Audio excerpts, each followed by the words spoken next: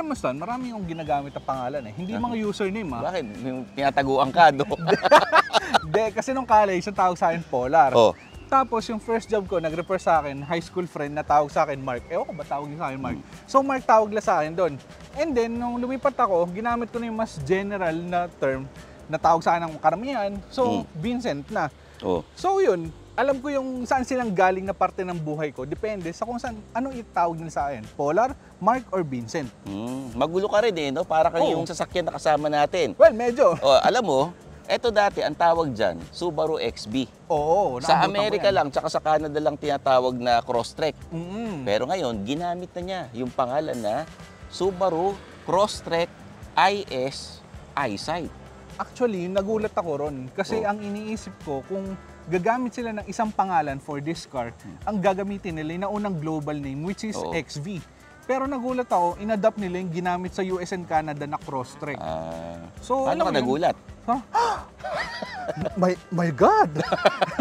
Okay. So, magkano nga ba presyo nitong Crosstrek na to? Ang presyo nito, 2,018,000 pesos. So, ayan, magkakaalaman na dahil i-review natin to ngayon.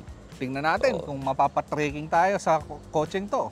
Ako po ang inyong senpai ng turbuhan, Stanley Chi. At ang bodyguard ni Stanley Chi, I'm Vincent Villa. Like and subscribe to our YouTube channel. Click the bell icon para like kayo makauna sa mga latest videos ng Phil Kotse. Tara.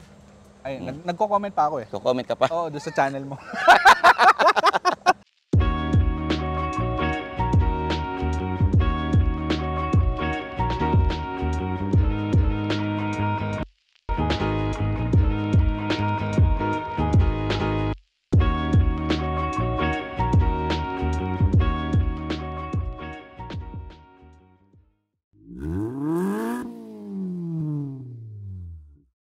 Kotse ba?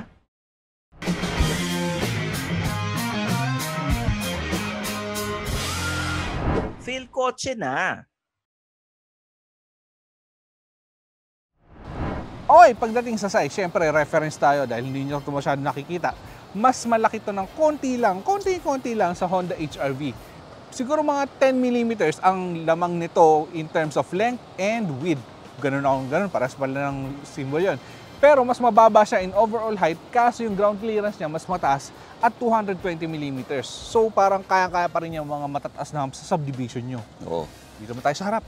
Pagdating sa amenities, LED headlights with auto leveling and steering response, LED DRL, LED fog lights, and LED ang cornering lights. So anong pinagkaiba ng steering response doon sa cornering?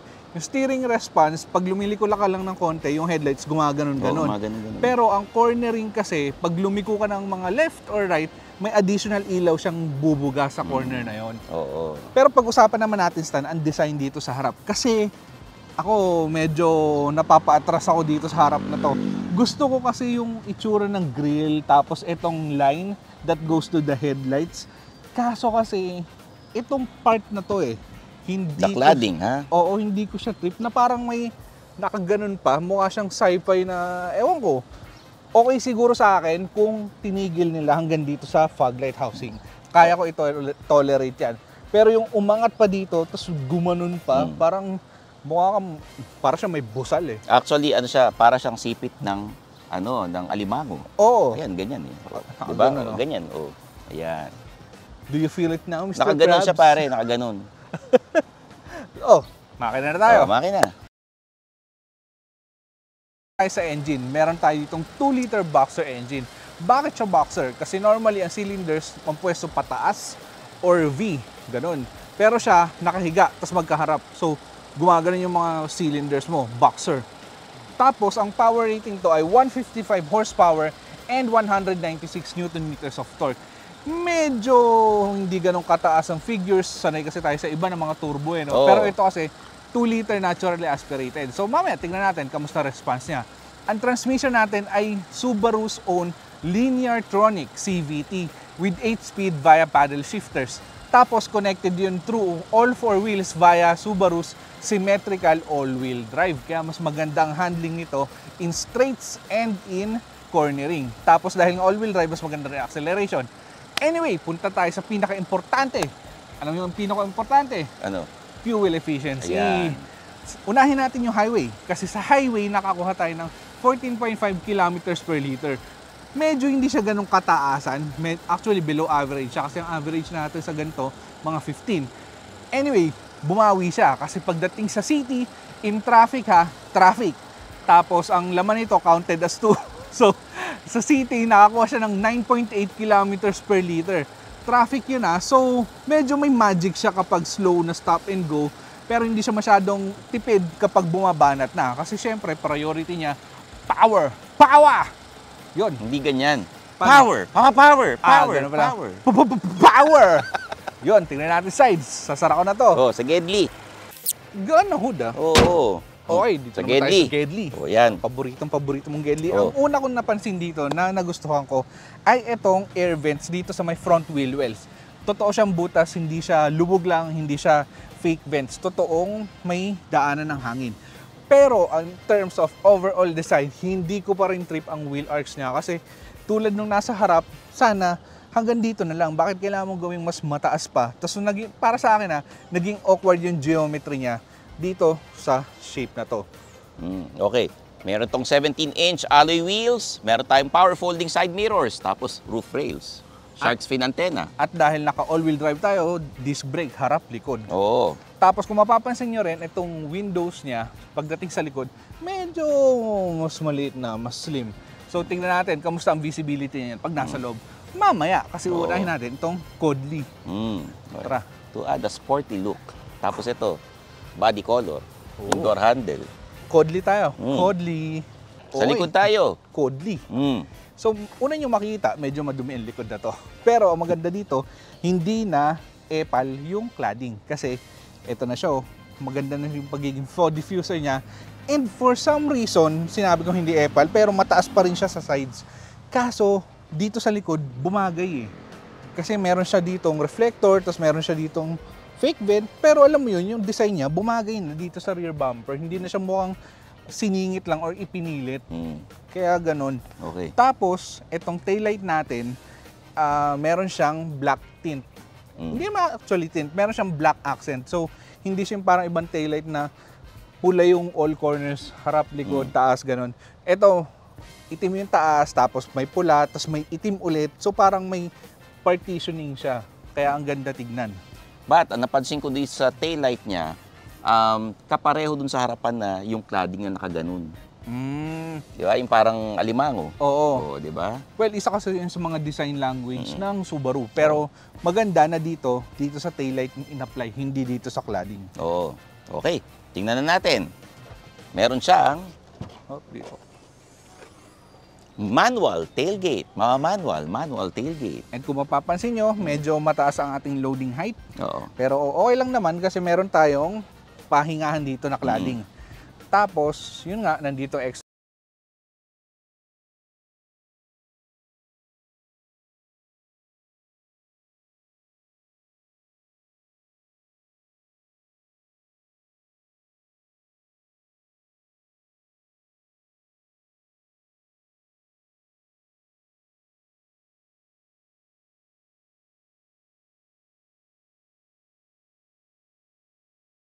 Naman siya, Maganda. yung ano niya, height lang niya, maiksi. Mas maganda yung tonneau cover nyo. Oo. Full tab.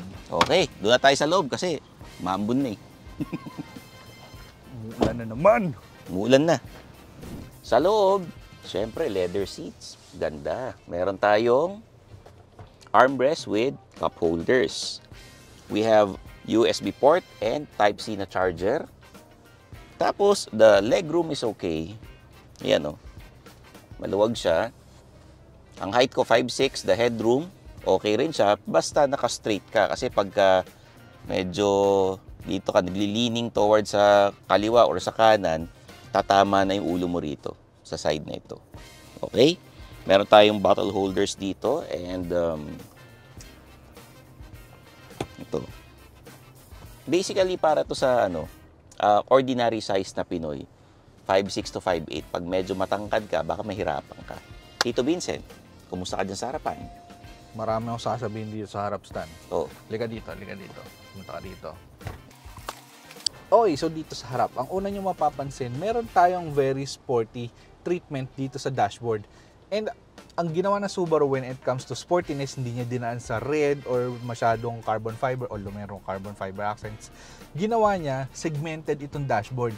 Meron tayong separate panel dito sa taas ng touchscreen, tapos separate pa itong taas ng mismong dashboard, and then itong gitna, tapos ito. Ganun din dito sa door panels. Makikita mo may ibang pieces dito. 1, 2, 3, 4, 5, 6, 7, 8. Parang ang dami niyang partition na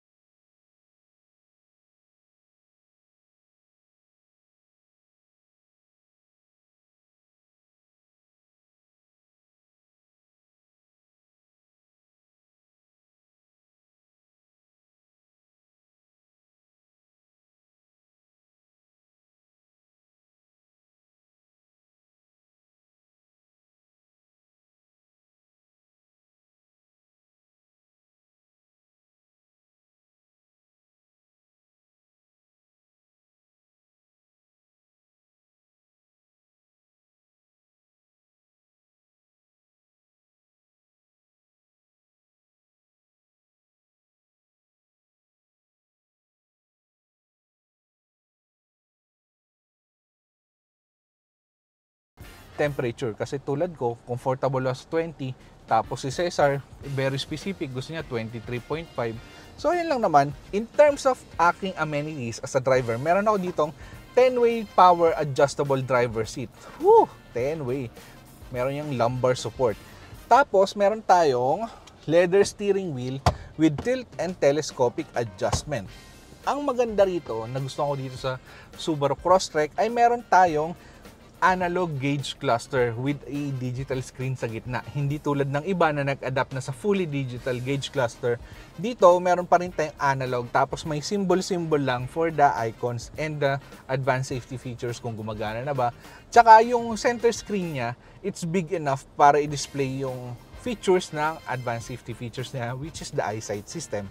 Tapos dito, sa steering wheel natin, kahit marami tayong kailangan pindutin, hindi siya ganun masyado nagsisiksikan, and maganda ang placement ng paddle shifters. So, hindi siya yung very premium material, pero very tactile siya. Pag pinindot mo, alam mong kumagat yung ginanon mo. Huwag nyo na ulitin yon.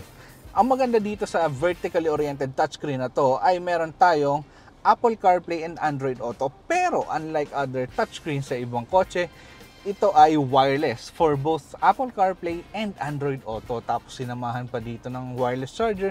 So kahit Android Auto fans, magiging cable free na dito sa Subaru Crosstrek. Anyway, punta tayo dito sa center console ulit. Meron tayo ditong wireless charger na may power button pa.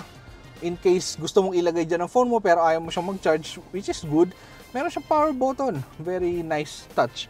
Meron pa rin tayo dito aux cord para sa mga old schoolers. May USB-C port and may USB-A port.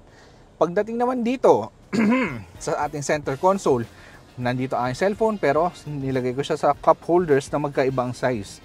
Tapos dito sa shifter, meron siyang housing in silver accent. Tapos ang main is itong piano black na marami ang may ayaw pero wala tayong magagawa dyan. Yan ang pinili nila. Ang medyo iba lang dito, meron tayong electronic parking brake. Tapos may button dito na hindi nila pinagana. Feeling ko this is for the auto brake hold. Pero ang auto brake hold kasi nilagay nila dito sa ating 11.6 inch touchscreen. So kung magpapalit kayo ng driver, make sure na alam niyang nandito kasi kunyari ang preference mo merong auto brake hold tapos siya ayaw niya, nagmaniobra siya, mababanas yun na laging kakagat yung brakes every stop na gagawin niya. So, yun lang. And tapos, pagdating dito sa dulo pa, beyond the cup holders, meron tayong 12-volt socket, which is, feeling ko ang ganda ng placement, hindi na siya siniksik dito sa harap, nandito na lang siya, para kapag nagsiksik ka dyan, nagsaksak ka dyan, pwede mong ilagay dito sa ating malalim na center armrest na maraming ticket. Tsaka yun nga, no, sabi ko kung may isasaksa ka dito, magandang dito na lang siya ilagay kasi naglaan ang Subaru ng dalawang dimples or grooves dito sa may locking mechanism ng center armrest para dito dadaan ng wires. So kahit maglagay ka dyan ng wire, tapos ilagay mo yung center armrest, hindi siya maiipit and freely moving siya. So ayun, no, gandang touch. And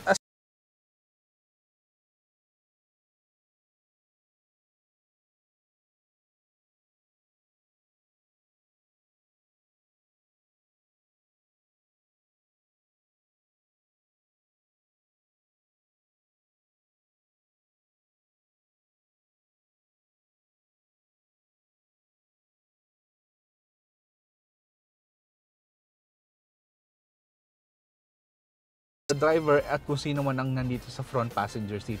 Kaya nga, most of the amenities ay nandito lang sa harap. So, yun. Stan, husgahan na natin to. O tara, i-drive na natin to. Tama. Hindi pa natin huhusgahan. Sige, drive tayo.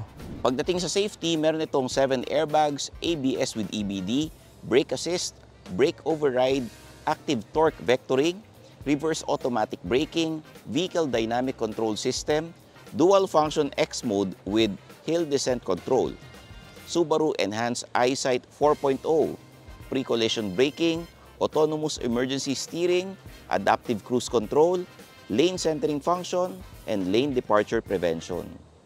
Okay, so dinadrive ko na ngayon ang Subaru Crosstrek IS EyeSight. Pero syempre, mauuna ang aking senyor. Senyor Stanley, kamusta ka dyan sa likod? Alam mo, yung feel ng ng sasakyan na ito, similar dun sa na-review ko nung nakaraan na Subaru. Kung nanonood talaga kayo, alam nyo kung ano yung sinasabi ko. Tapos, pare, sobrang ganda ng NVH. Oo. And kanina, di ba sinasabi natin yung bintana dito sa likod, medyo pataas. Hindi naman siya nakaka-claustrophobic. Kasi nakikita ko, normal lang naman. Unless sobrang liit mong tao na wala ka na makita, doon ka mahihirapan. Yun. Pero maganda pa rin visibility dyan. Oo, maganda. Walang problema. Pero speaking of rear, ito ang nagulat kami kanina, no? Kasi usually, kapag sumakay ka ng sasakyan, ang ibabother lang ng seatbelt warning ay ang front passengers. So, tutunog siya kapag hindi naka-seatbelt ang driver or front passenger. Dito sa Subaru Crosstrek, pati yung nasa likod, nire-require niya mag-seatbelt. Bakit maganda yon? Kasi it reminds them that they need to be safe. Kasi ang nangyayari, hindi nagsi-seatbelt yung mga nasa likod, nasa harap lang. So when it comes time of accident, minsan kahit medyo slight lang, nagiging malala ang injury ng mga rear occupants dahil bumabalibag sila sa likod kasi nga hindi sila naka-seatbelt. So ang nangyayari, medyo gas-gas lang sa ulo or sa braso dito sa front passengers. Yung sa likod, medyo nagkakabali sila ng buto kasi balibag corner to corner gumagalaw yung katawan na sa likod in times of accident. Kaya maganda na nire-remind tayo ng Subaru Crosstrek na mag-seatbelt din yung rear occupants. Diba, Stan? Oo. Lalo kanina, hindi ako naka-seatbelt. Nag-ingay. Oo, lalo yung mga matatanda, mga ka-age ni Stan. Di ba hilig niya na ayaw mag-seatbelt? Ha? Mga Gen A. 20 ano ka lang, di ba? Ano ako? 32 lang ako no? Kayo naman. So yun, dito naman tayo sa driving part ng Subaru Crosstrek and sinasabi namin kanina, 'di ba, it looks sporty and ang drive niya very sporty rin naman to a degree. Pero in terms of normal driving, hindi mo masasabing sporty siya kasi sobrang subtle ng touches na yon dito. It's more on the steering kasi ang kanyang throttle response and shifting on point pero more on the casual side. So ang acceleration natin is more on the casual side kasi ang Subaru Crosstrek ay naka CVT. Yes, that CVT is tuned by Subaru, pero dahil CVT siya, meron pa rin, hindi niya maiiwasan yung rubber band effect. That is yung pag tinapakan mo siya, gagawin lang yan, ha! Pero hindi siya masyadong aandar. Magiging late yung pasok ng engine. Ang maganda dito, dahil it's a Subaru tuned transmission, kapag pinitik mo siya with the paddle shifters, mabilis na mag-shift and mas maganda yung magiging delivery ng power. So kung kayo gusto nyo mag-overtake or mag-engine brake, mas okay na gamitin nyo yung paddle shifters dito kaysa umasa kayo sa pedals lang. Ang maganda ron, dahil nga gagamitin nyo yung paddle shifters, mas feeling nyo na medyo racy kayo kasi maganda ang kanyang tactile feel kahit na plastic ang kanyang mismong paddle. Hindi siya yung tulad ng iba na may metallic feel for more premium feeling. Ito, more on the plastic side lang, pero ang ganda ng feedback tsaka sobrang precise na pag pinitik mo, papalit agad talaga siya. So, yun yung maganda dito sa Subaru. In terms naman of suspension, sabi nga ni Stan, napakaganda ng aming feedback dito dahil hindi namin masyadong ramdam ang mga potholes and road imperfections. Nagbabago lang yan kapag abrupt yung holes or kapag hindi mo nahabol yung speed. What I'm talking about is, kunyari, yung mga lubog sa C5, yung mga manhole na hindi maganda yung aspalto, so biglang lubog yung gulong mo. Yung mga ganon, oo, yun ang mararamdaman mo. Tapos, minsan naman, tulad dito, kahit nandito lang kami sa may Laguna, merong mga humps na mataas. Kapag nahabol mo yung speed, meaning, tinake mo siya at the proper slow speed, maganda ang bagsak ng sasakyan. Pero, kapag medyo mas mabilis ka, abrupt din yung behavior ng suspension, medyo matigas yung pagbagsak niya. Yun lang naman, kasalanan mo na yun actually. Kasi dapat talaga pag humps, babagalan mo. Para na rin sa sake ng ibang occupants or ikaw, para din hindi ka mahilo pagbagsak from the humps. So, yun. May kumikembot na aso sa labas. Hindi naman siya corgi, kapal ng mukha mo. Isa pang maganda dito sa Subaru Crosstrek ay ang kanyang steering dahil nga meron tayong 4-wheel all-wheel drive, symmetrical all-wheel drive. Maganda ang cornering natin kahit sa casual conditions. Yun yung sinasabi ko na subtle touch ng Subaru dito sa Crosstrek kasi hindi mo naman siya mararamdaman talaga unless tulad ko na galing sa isang common car tapos lumipat dito. Sobrang subtle ng addition ng all-wheel drive kahit sa casual cornering. Of course, mas mararamdaman mo yon when you're taking it at speed sa winding roads. Pero ang gusto ko kasi talaga dito, meron siyang effect kahit na casual driving lang. Tulad nito, pag ganyan-ganyan lang tayo, pero mas magandang liko natin, mas madali, mas precise, and yung return natin, madali lang din. Overall, ang nagustuhan ko dito sa Subaru Crosstrek ay ang mix ng casual and sporty driving sa kanyang dynamics. Kasi pwede kang magpaka-casual kung hindi ka racy na driver. Pwede kang casual driving lang and the car still helps you with your everyday drive. Lalo na in terms of safety dahil meron itong eyesight system. Tapos kung gusto mo naman maging racy, dun talaga may backup ang Subaru dahil meron nga siyang paddle shifters, magandang engine. So yun, aside from the standard features of this car, meron tong eyesight system which is their advanced driver assist and it consists of features, o diba?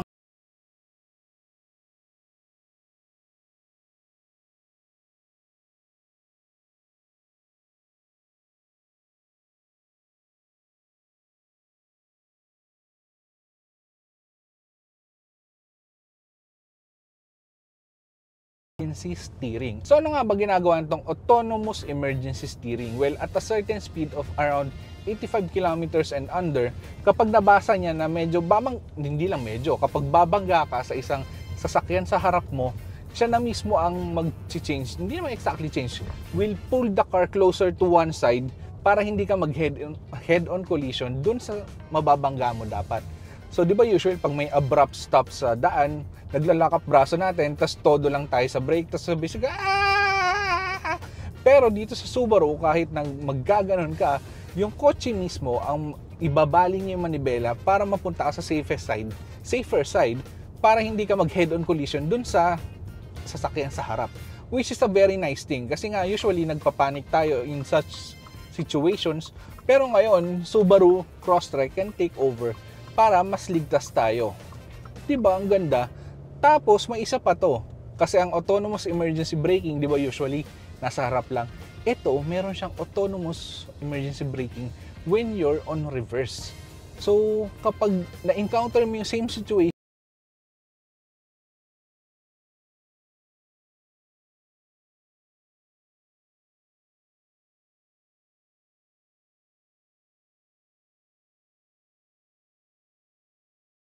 is at the front lines of these technologies. Sila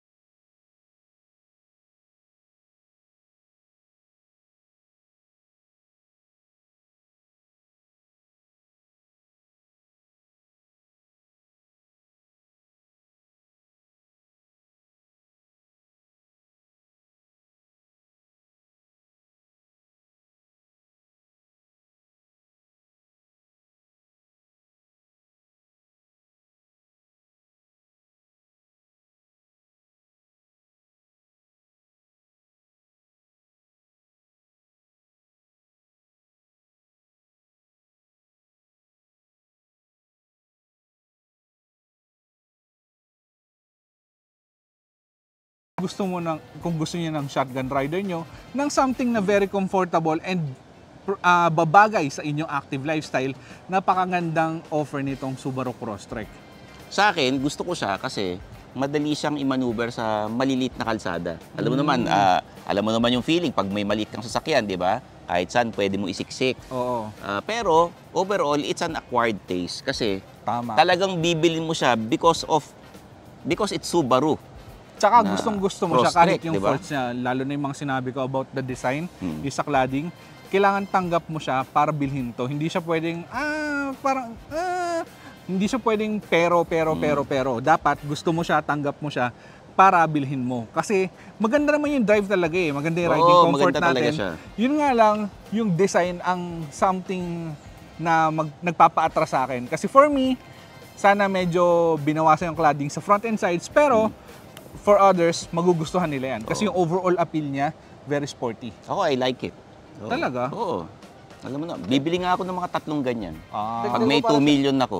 Para siyang si Spider-Man, yung black na suit. Hindi si Venom. Hindi. Black suit na Spider-Man Spider-Man. native. Oo, kasi maliit, di ba? Ay, Venom, tagap malaki. yung sa multiverse. Oo, ganyan. Oo. I naman. like it. Oo. Di ba? So, yun ang aming opinion dito sa Subaru Crosstrek ISI site. Oo. So, yun. Kita-kits tayo sa next video. Ako po inyong senpai ng Turbuan, Stanley Chi. Oo nga, Tito Mikey, bilhin mo na raw to. I'm Vincent Villa. Oh.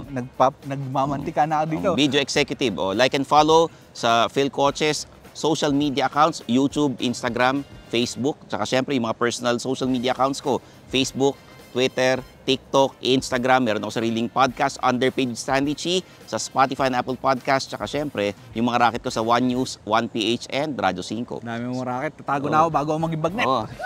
Kita-kits tayo sa next video. Bye-bye!